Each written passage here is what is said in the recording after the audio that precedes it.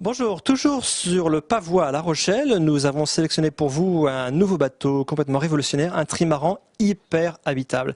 Et pour cela, j'ai le plaisir, pour mieux vous en parler, de recevoir Éric Brunil. Bonjour Éric. Bonjour. Alors ce nouveau bateau, vous pouvez nous en parler? Alors c'est un bateau qui a la particularité de recréer une ergonomie de maison, de loft très contemporain, tout sur le même niveau. C'est-à-dire que la particularité du trimaran, c'est de permettre de la croisière rapide, mais avec une place de plateforme très importante, puisqu'en fait on a relié totalement les deux ailes du catamaran par une grande plateforme qui permet d'avoir toute une habitabilité de plein pied. Donc on se retrouve avec 65 mètres carrés habitables sur une seule plateforme avec une grande cave en dessous dans la coque principale qui permet de stocker vivres, boissons, équipements. Donc en fait c'est un bateau destiné au voyage ou à la croisière confortable et rapide. Alors ce bateau s'appelle comment et il fait quelle longueur? Alors ce bateau c'est le Nil 50 et c'est un bateau de 50 pieds donc il fait 15 mètres 24 sur 11 mètres 20 de large. Alors pour développer ce bateau, je crois que vous avez créé votre propre chantier. En fait, j'ai créé ma propre entreprise, mais le bateau est né un petit peu du carrefour de deux expériences. D'abord, une expérience professionnelle très longue dans la conception et la commercialisation de catamarans de croisière, donc chez Fountain Pajot, pour lequel j'ai travaillé pendant 26 ans. Donc ça fait une longue expérience et je connais bien les clients et les demandes de clients de ce type de bateau.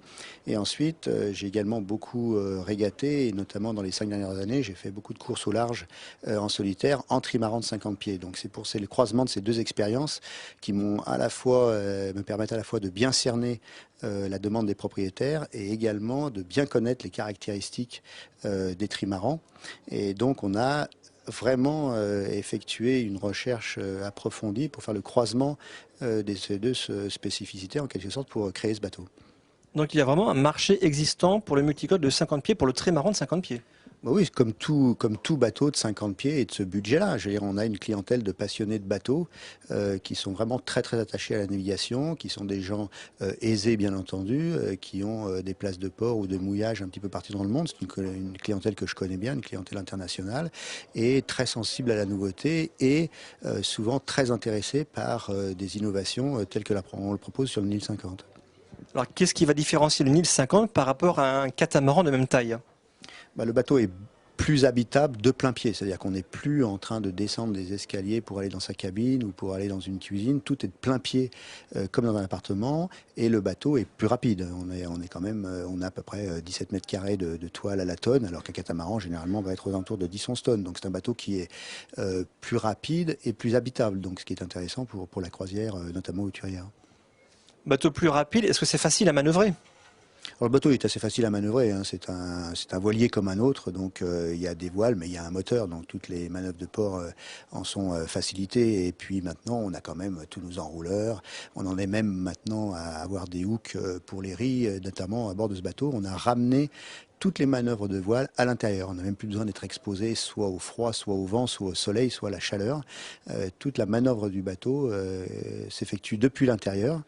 Même le pilotage du bateau se passe par l'intérieur. On voit même mieux la route que l'on suit de l'intérieur que de l'extérieur. Et le poste de barre à l'extérieur est principalement finalement dédié aux manœuvres de port ou d'approche de terre.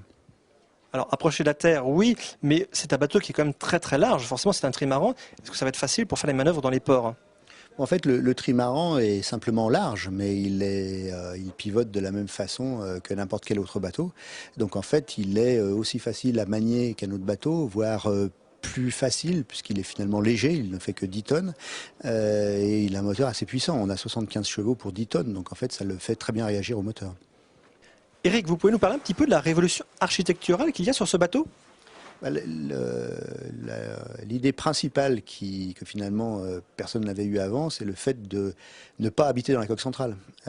Beaucoup de bateaux, que ce soit monocoque, catamaran et également les trimarans qui avaient existé jusqu'à présent, s'étaient évertués à habité dans la coque centrale. Donc finalement, on se retrouve avec des difficultés pour voir à l'extérieur, parce qu'on se retrouve à l'intérieur d'une coque, avec tous les défauts associés, en voyant peu l'intérieur. En plus, en trimaran, la coque centrale est assez étroite, donc elle est forcément inhabitable.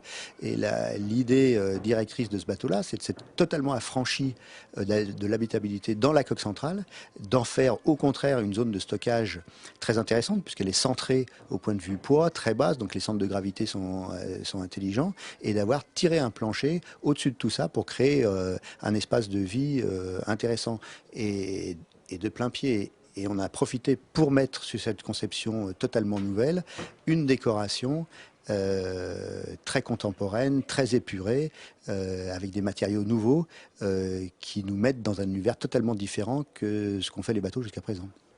Alors, qui est l'architecte de ce bateau?